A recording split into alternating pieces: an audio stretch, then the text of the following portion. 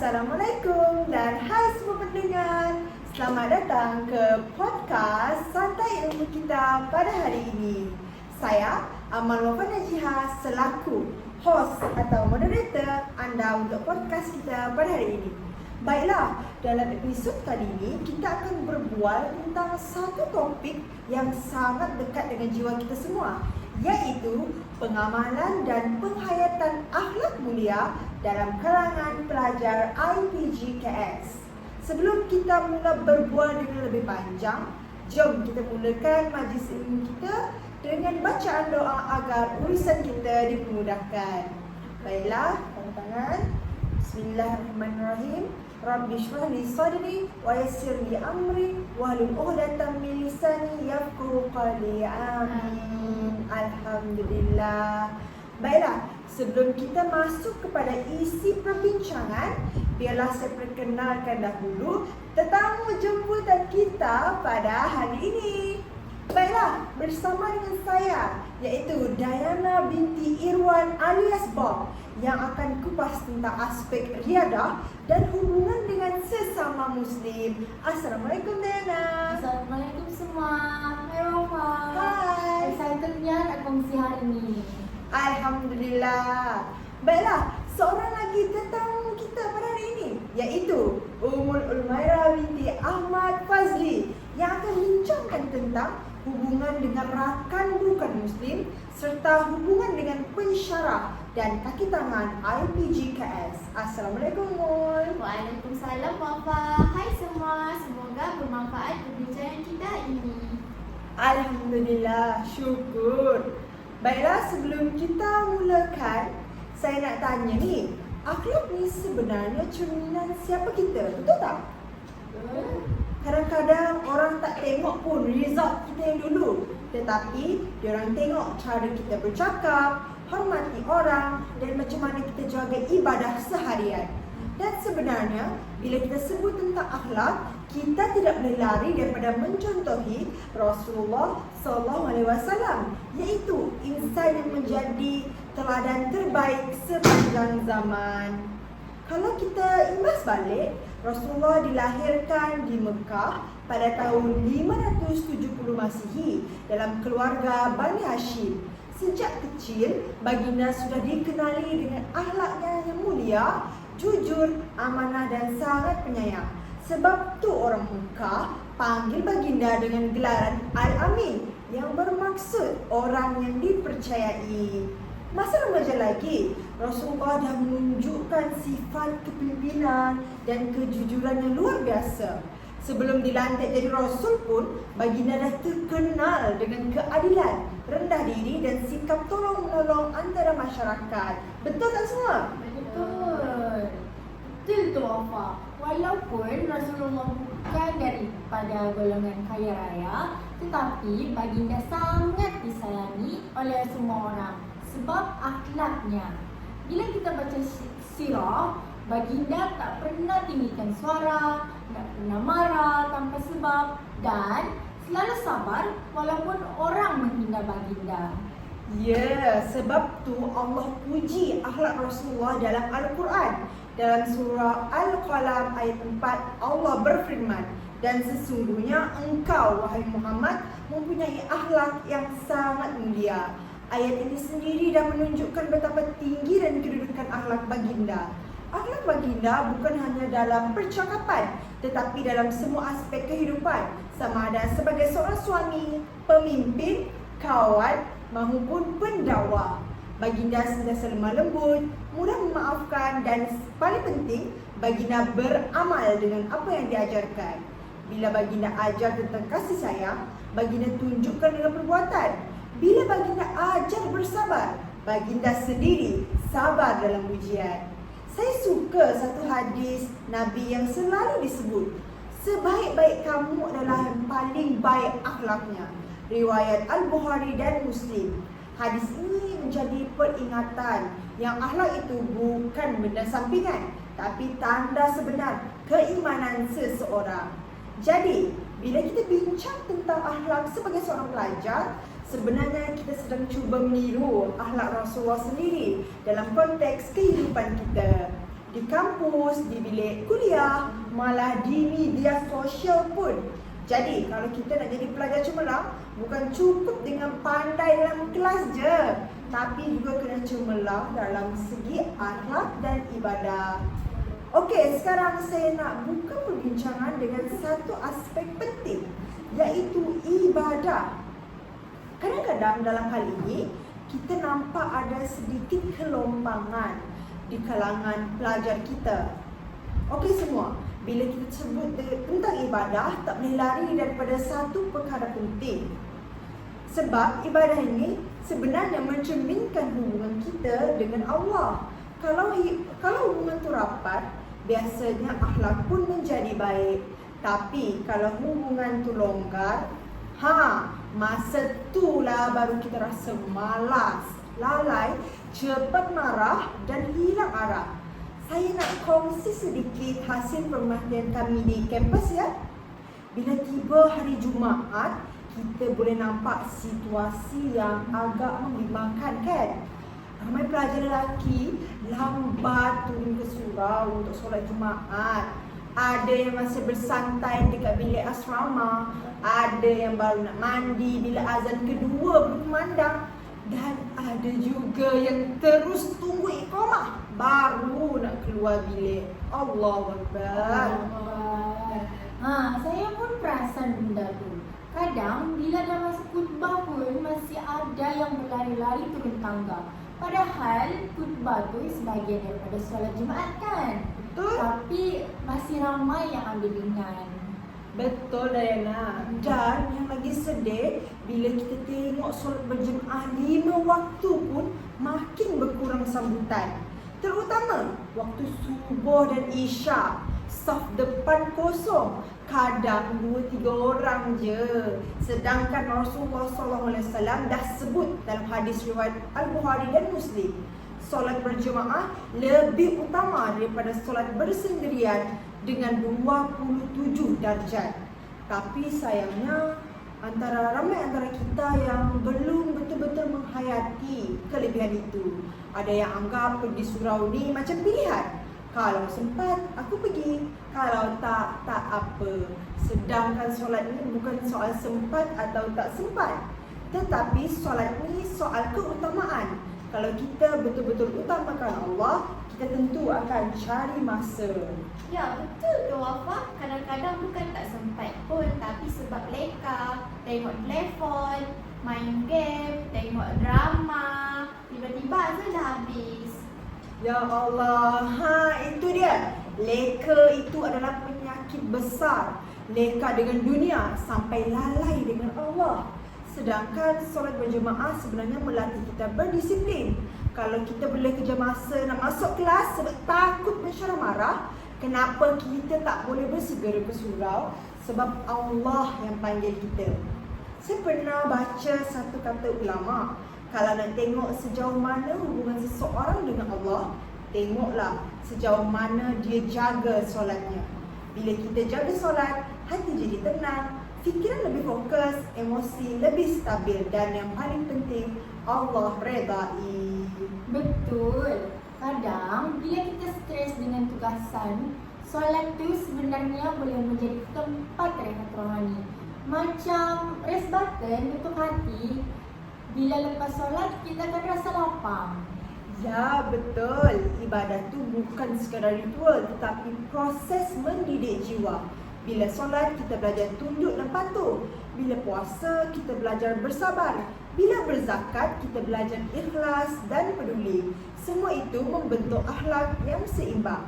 Dan sebenarnya saya nak ucapkan jutaan tahniah kepada Jawatan Kuasa Surau IPJKS sebab banyak buat inisiatif yang baik. Setiap pagi Jumaat, mereka adakan bacaan Yasin, bacaan hadis 40 dan tahlil yang melibatkan semua pelajar Islam daripada seluruh batch. Bukan mudah nak kumpulkan semua pelajar pada awal pagi, tapi bila kita tengok suasana tu, subhanallah, rasa damai sangat. Selain itu, bila ada solat sunat, ramai pelajar juga turun memakmurkan surau. Nampak jelas suasana ukhuwah tu. Duduk sama-sama, berdoa sama-sama, Benda macam inilah sebenarnya kekuatan kampus kita. Sebab bila ibadah dihidupkan, roh kasih sayang pun hidup sekali. Betul tu, tapi saya rasa kita boleh tambah lagi kan, supaya suasana rohani itu bukan pada terasa hari Jumaat sahaja. Betul Umul, setuju sangat. Saya rasa tazkirah pendek boleh diadakan setiap hari, bukan malam Jumaat saja. Biarpun 5 minit je sebelum kelas bermula, tapi bila diamalkan setiap hari, ia jadi vitamin rohani. Tazkirah ni tak semestinya formal. Pelajar sendiri pun boleh berkongsi, mungkin satu hadis, ayat Al-Quran atau kisah sahabat. Yang penting ia jadi rutinnya hidup. Selain itu, mungkin boleh berkempen atau jadual giliran asrama untuk solat berjemaah bersama. Dia dapat membentuk disiplin, rasa bertanggungjawab dan semangat kebersamaan. Ya, dan bila semua orang mula ambil peranan, suasana kampus pun akan berubah. Daripada malas ke surau, jadi rindu ke surau. Daripada segan berjemaah, jadi semangat untuk berjemaah. Masya Allah, saya sangat suka ayat tu. Daripada malas menjadi rindu. Itulah matlamat sebenar ibadah. Bila hati rajin dengan Allah, semua benda rasa mudah. Kita tak tunggu orang suruh buat pun, tapi buat sebab cinta. Sebab tu Rasulullah SAW bersabda, seandainya manusia tahu pahala di sebalik azan dan saf pertama, niscaya mereka akan berebut-rebut mendapatkannya. Riwayat Al-Bukhari dan Muslim.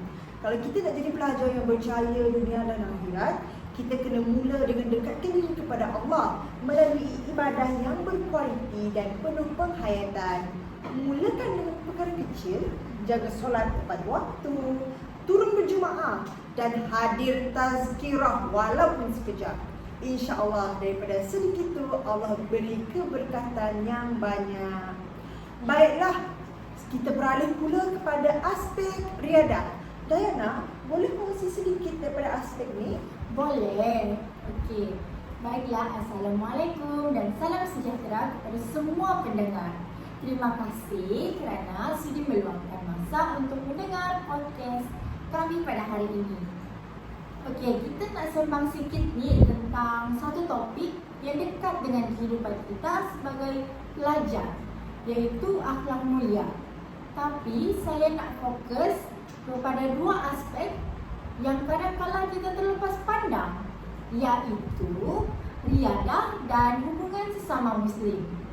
Akhlak ni dia bukan sekadar cakap sopan, hormat guru, tapi dia merangkumi cara kita bersukan, cara kita berkawan dan juga cara kita bersosial dengan kita menjaga tanggungjawab sebagai seorang Muslim. Jadi, jom kita mulakan dengan aspek yang pertama, iaitu riadah. Jadi, kalau kita cakap pasal riadah ni, semua orang tahu bahawa riadah tu penting untuk menyihatkan tubuh badan kan? Betul. Sebagai pelajar, kita memang digalakkan untuk menjadi aktif. Pada petang hari pun, gelanggang akan sentiasa penuh.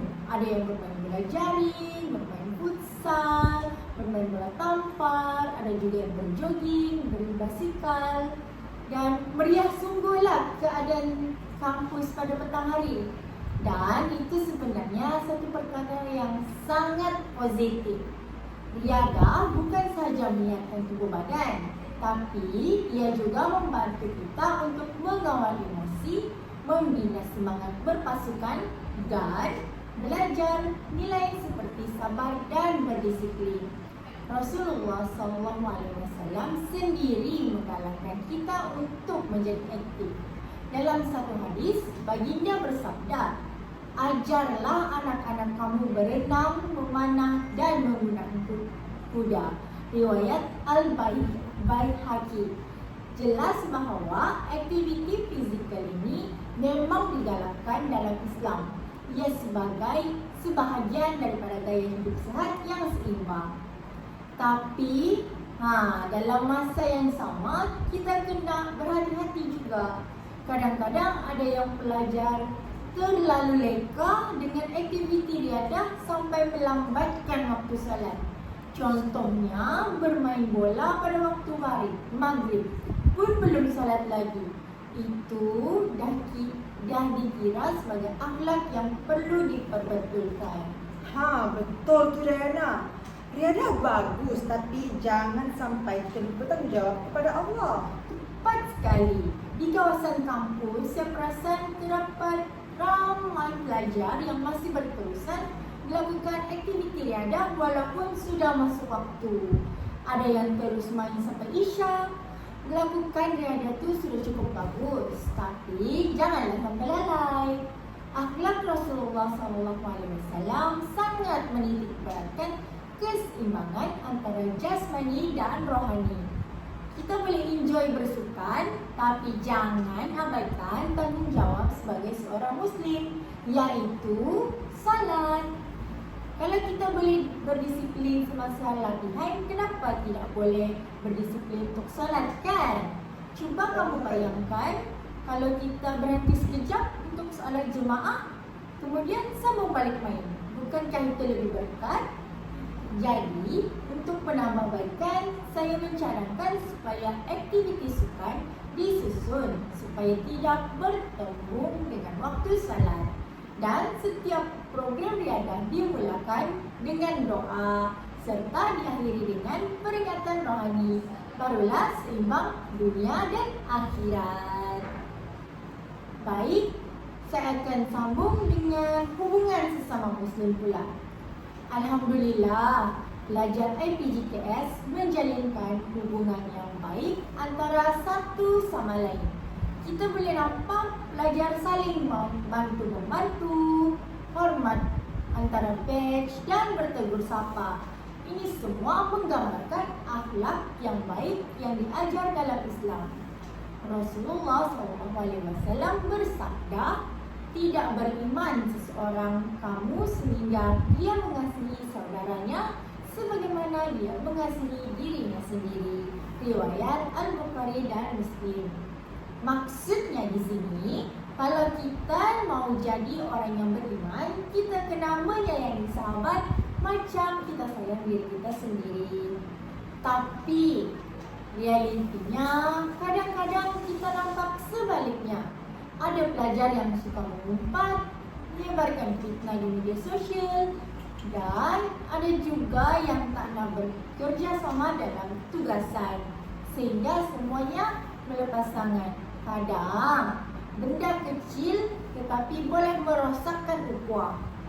Perkara macam ni bukan saja merosakkan ukhuwah, tetapi juga menunjukkan kurangnya penghayatan terhadap akhlak Islam. Rasulullah SAW sangat lembut, sabar dan sentiasa berlapang dada. Baginda tidak pernah merendahkan sesiapa walaupun orang itu pernah menyakiti baginda. Saya juga pernah melihat pelajar yang suka menyendiri sebab merasa dirinya tidak diterima. Dan ada juga yang bersikap angkuh kerana tidak menerima pendapat orang lain. Semua ini menunjukkan kita masih ada ruang untuk memperbaiki akhlak kita. Sebagai langkah, kita boleh memulakan dengan perkara kecil seperti melakukan 3S. 3S tu senyum, sapa, salam. Tidak lupa juga dengan membantu rakan yang susah, dan yang paling penting, jangan cepat menghukum orang. Kalau terdapat apa-apa masalah, berbincanglah secara baik. Kesimpulannya, akhlak bukan sekadar teori dalam buku teks. Ia hidup dalam tindakan kita setiap hari, semasa bersukan, berkawan, dan semasa kita diuji dengan emosi. Kalau kita boleh jaga adab semasa riadah dan jaga hati semasa bergaul, insya-Allah bukan saja menjadi pelajar yang cemerlang, tetapi juga insan yang disayangi Allah. Jagalah diri dan jagalah akhlak. Alhamdulillah, menarik sungguh perkongsian Diana sebentar tadi. Baiklah, sekarang kita masuk dalam aspek hubungan dengan rakan bukan Muslim pula. Saya nak dengar pula pendapat daripada Umul. Pada pemerhatian Umul, dalam aspek hubungan pelajar dengan rakan bukan Muslim dan hubungan pelajar dengan pensyarah serta kaki tangan di kampus, apakah kajian yang dapat Umul lihat? Baiklah Amal, hasil pemerhatian saya lah kan. Secara umumnya, pelajar Islam di IPG menunjukkan sikap yang sangat baik hati terhadap rakan bukan Muslim. Mereka sopan, menghormati perbezaan dan sentiasa cuba menjaga perasaan orang lain. Contohnya, masa buat aktiviti berkumpulan, pelajar Islam tak segan untuk memberi peluang pada rakan bukan Muslim untuk bersuara dan memberi pandangan. Mereka dengar dengan sabar, tak potong cakap dan berlapang dada walaupun pendapat mereka berbeza. Perkara ini sebenarnya mencerminkan Rasulullah SAW sendiri. Baginda sangat adil dan berlemah lembut terhadap semua orang tanpa mengira agama atau bangsa. Dalam piagam Madinah pun, Rasulullah SAW dah tunjuk contoh bagaimana masyarakat berbagai kaum boleh hidup aman bersama. Firman Allah Subhanahu Wa Taala dalam surah Al-Hujurat ayat 13, "Wahai manusia, sesungguhnya kami menciptakan kamu daripada seorang lelaki dan seorang perempuan, dan kami jadikan kamu berbangsa-bangsa dan bersuku-suku supaya kamu saling mengenali." Maksudnya, perbezaan itu bukan sebab untuk kita berpecah, tapi berpeluang untuk saling memahami. Tapi saya juga perasan ada sedikitlah kelemahan yang perlu kita baiki. Masih ada pelajar yang agak malu atau kurang yakin nak bergaul dengan rakan bukan Muslim. Kadang-kadang mereka lebih selesa dengan berkelompok sendiri sebab takut bersalah cakap. Ada juga yang tanpa sedar bergurau tentang hal sensitif seperti makanan halal dan haram. Benda ni nampak kecil, tapi kalau tak dijaga, boleh menjejaskan keharmonian di kampus. Rasulullah SAW pernah bersabda, "Tidak beriman seorang kamu sehingga dia mengasihi saudaranya seperti mana dia mengasihi dirinya sendiri." Riwayat Bukhari dan Muslim. Jadi sebenarnya kan, bergaul dengan bukan Muslim ni juga satu bentuk dakwah bil hal. Dakwah melalui akhlak. Kita tak perlu banyak bercakap tentang Islam. Cukup dengan menunjukkan kejujuran, amanah dan kebaikan hati kita. Contohnya kan, bila belajar Islam ajak rakan bukan Muslim sertai aktiviti sukarelawan atau menghormati waktu makan mereka semasa Ramadan. Itu semua cerminan akhlak Islam yang sebenar. Alah, maksudnya kita kena saling faham dan menghormati lah kan? Tepat. Jadi cadangan saya ialah IPG boleh adakan program integrasi pelbagai kaum seperti gotong royong atau projek komuniti bersama. Dari situ, pelajar Islam boleh tunjuk contoh baik kepada rekan bukan Muslim dan bina keharmonian sejati. Tambahan pula kan, IPG boleh bantu dengan adakan program seperti harmoni kampus atau bengkel komunikasi antara budaya, supaya pelajar lebih terbuka dan selesa berinteraksi dengan semua orang. Baiklah Umul. Sekarang akhir sekali saya nak dengar pula pemahaman Umul tentang apakah Umul dapat lihat dari aspek hubungan pelajar dengan pensyarah dan staf kampus. Pada pandangan saya, Alhamdulillah, majoriti pelajar sememangnya menunjukkan adab yang baik.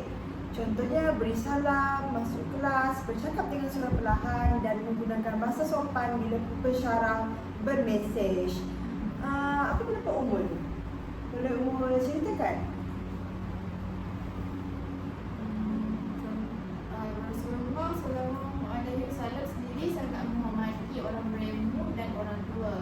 Baginda pernah bersabda, "Bukanlah dari kalangan kami orang yang tidak menyayangi yang muda dan tidak menghormati yang tua." Riwayat Tirmizi. Tapi saya juga nampak beberapa perkara yang boleh diperbaiki. Masih ada pelajar yang hantar mesej tanpa salam. Guna emoji atau bahasa singkatan macam okey je atau tak sempat bila mesej dengan pensyarah. Ada juga yang lambat balas mesej, masuk lewat tanpa minta maaf, atau bercakap ketika pensyarah sedang mengajar. Kita kena ingat sebagai bakal guru, kita ni cerminan masa depan murid-murid kita. Imam Malik pernah pesan, belajarlah adab sebelum belajar ilmu. Jadi kalau kita nak ilmu tu berkat, kita kena jaga adab dengan guru dan semua orang sekeliling. Saya juga nak puji ramai pelajar yang sangat menghormati staf kampus macam pengawal, keselamatan dan pekerja kebersihan. Ramai yang menegur dengan sopan, bantu bila perlu dan ucap terima kasih. Perkara kecil nampak macam biasa tapi sebenarnya besar di sisi Allah. Rasulullah SAW sendiri sangat rendah diri dan menghormati semua golongan masyarakat. Cuma masih ada segelintir pelajar yang lalu tanpa senyum dan ucapan salam. Padahal dalam Islam setiap manusia ada maruah dan hak untuk dihormati. Rasulullah SAW pernah bersabda, tidak sempurna iman seorang itu sehingga mengasihi saudaranya sebagaimana dia mengasihi diri sendiri. Jadi menghormati pensyarah dan kaki tangan kampus ni sebenarnya sebahagian daripada akhlak ihsan. Buat baik kerana Allah, bukan sebab pangkat atau status. Betul sangat tu. Kalau kita jaga adab, ilmu pun mudah masuk kan? Jadi saya cadangkan agar pelajar diberikan bengkel adab berkomunikasi rasmi dan pensyarah pun boleh beri tafsirah ringkas tentang adab belajar. Barulah hubungan dua hala antara pelajar dan tenaga pengajar lebih harmoni. Alhamdulillah, betul sangat tu Mun. Baiklah, banyak sangat yang telah kita bincangkan pada hari ini. Dari aspek ibadah, riadah, hubungan sesama Muslim, hubungan dengan yang bukan Muslim, sehinggalah hubungan dengan pensyarah dan kaki tangan kampus. Semua ni saling berkait dalam mencerminkan akhlak pelajar Islam di IPG KS ini sendiri.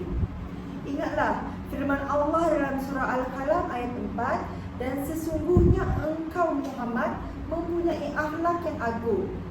Baiklah, nampaknya kita dah sampai ke penghujung podcast kita pada hari ini. Seronok betul dapat berbual dengan tetamu jemputan kita pada hari ini tentang topik yang sangat dekat dengan jiwa kita, iaitu akhlak yang mulia. Kalau nak dirumuskan, akhlak yang baik ini sebenarnya bermula daripada hati yang bersih dan ibadah yang ikhlas. Bila hati kita dijaga, ibadah pun jadi tenang. Dan dari situlah lahirlah sikap yang lembut, sopan dan penuh kasih sayang. Selain itu juga, hubungan baik dengan sesama pelajar sangat penting. Bila kita saling menghormati, tolong menolong, suasana kampus akan menjadi lebih harmoni, penuh dengan nilai ukhuwah. Dan jangan lupa juga, adab dengan pensyarah dan kaki tangan kampus tu cerminan kepada siapa diri kita yang sebenar. Kerana pelajar yang berakhlak bukan hanya dinilai daripada markah, tapi pada budi pekertinya. Sebagai penuntut, jom kita sama-sama mengambil iktibar. Jangan tunggu orang lain berubah dulu. Biar perubahan tu bermula daripada diri kita ni sendiri. Jadi, sebagai penuntut ilmu dan bakal guru, marilah kita bersama mencontohi akhlak Rasulullah SAW dalam setiap aspek kehidupan. Betul Pak Amal. Akhlak yang baik bukan untuk orang lain, tapi sebagai cerminan diri kita sendiri. Ya, setuju. Kalau kita berubah sedikit demi sedikit, insya-Allah IPGKS akan jadi kampus yang bukan sahaja cemerlang akademik, tapi juga akhlak.